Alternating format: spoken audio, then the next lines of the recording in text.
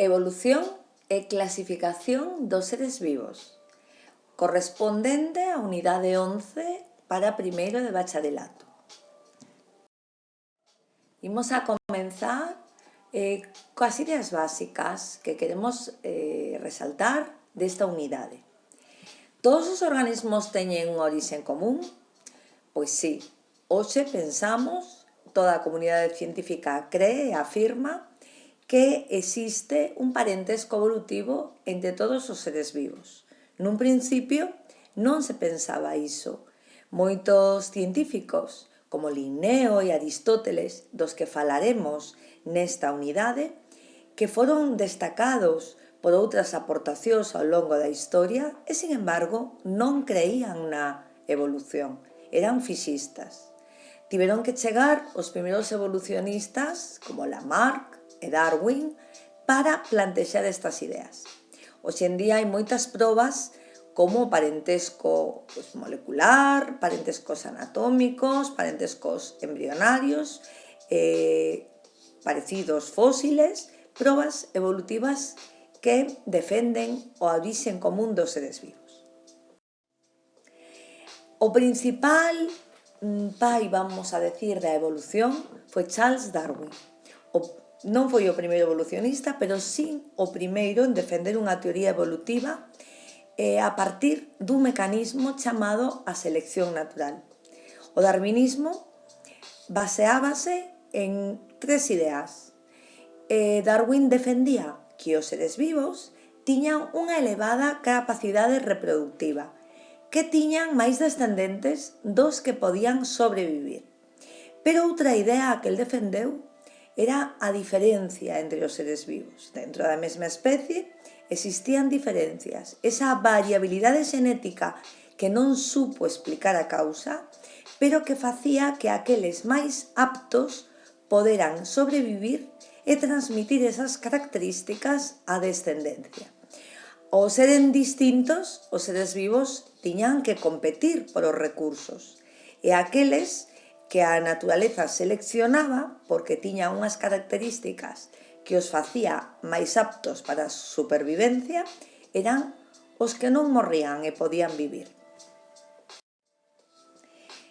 Inda que Darwin non supo cales eran os mecanismos que producían a variabilidade xenética, foron os neodarwinistas, teorías evolutivas posteriores ao darwinismo, os que poideron demostrar que eses dous mecanismos son as mutacións e a recombinación meiótica. Que é unha mutación? Un cambio no ADN. Que é a recombinación? Pois a mezcla de xenes que se produce na meiose, en concreto na profase 1 da meiose. É dicir, que cando as células de un ser vivo van a formar os gametos, os cromosomas tócanse e intercambian xenes. Ese intercambio, esa recombinación, prodúcese ao azar e fai posible que un ser vivo nunca forme dous gametos iguais. Estes dous mecanismos xeran a variabilidade xenética. Hoxe en día deféndese unha unidade básica da evolución, a poboación. Esta idea tamén é posterior a Darwin. Nun primeiro momento, a evolución defende os cambios para adaptarse ao medio, os cambios para sobrevivir dun individuo.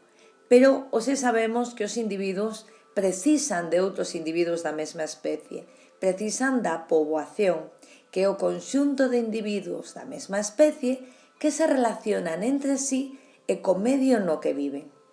A unidade básica da evolución é a poboación. Que é a especiación? E volvemos outra vez ao mecanismo descrito por Darwin. Darwin viaxou por todo o mundo a bordo do Beagle e, como naturalista que era, analizaba todos os seres vivos e comparaba e veía os cambios que iban experimentando.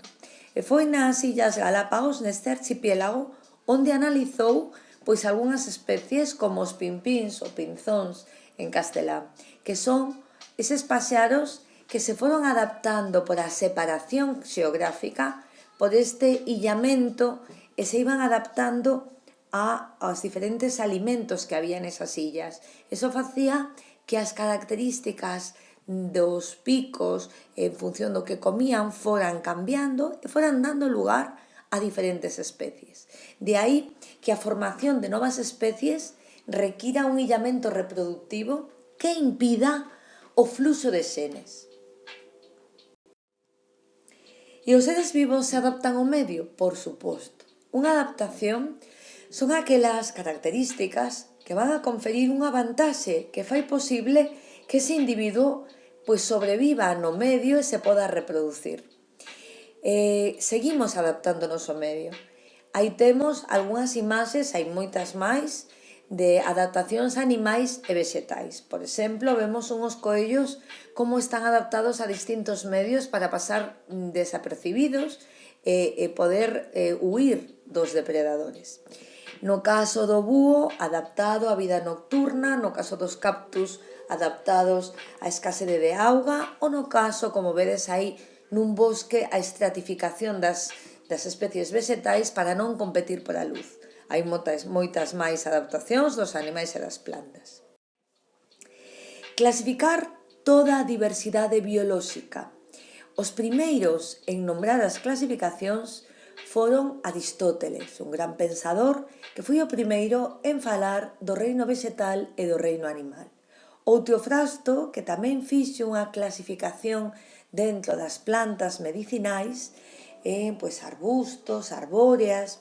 De todos os xeitos, estes grandes pensadores se remontanse a 380 anos antes de Cristo e todavía non había unhas bases científicas para apoiar estas clasificacións. Houbo que esperar o século XVIII a figura de Carbón Linneo co seu invento do sistema binomial, dúas palabras en latín, para nomear a todas as especies. O primeiro nome indicaba o xénero e o segundo a especie.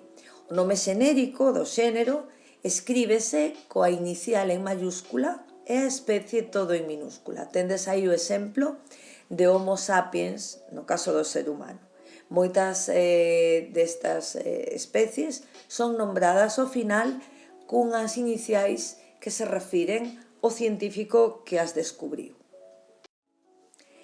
Polo tanto, a taxonomía nos vai a permitir agrupar a todos os seres vivos en grupos ou taxóns dependendo das características comuns que van a compartir. Aí temos unha clasificación de todos os taxóns, desde o máis pequeno que a especie, xénero, familia, orde, clase, filo, reino, que abarcan todas as series, os seres vivos.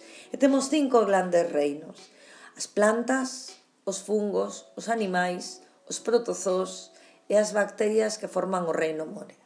Dos 5 reinos, fixémonos que 3 son de microorganismos e 2 as plantas e os animais. Dos 5 reinos, 4 están formados por células eucariotas e só hai un de células procariotas, como podedes ver na imaxe, que é o reino Monera ou as bacterias. Por suposto, non falamos en ningún momento dos virus, porque non son seres vivos. Os virus son acelulares e, polo tanto, non poden entrar nesta clasificación dos 5 reinos. Con isto, vamos a rematar as ideas básicas.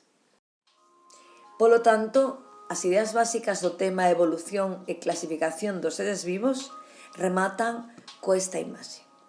Proseguimos ca unidade 12 na seguinte presentación.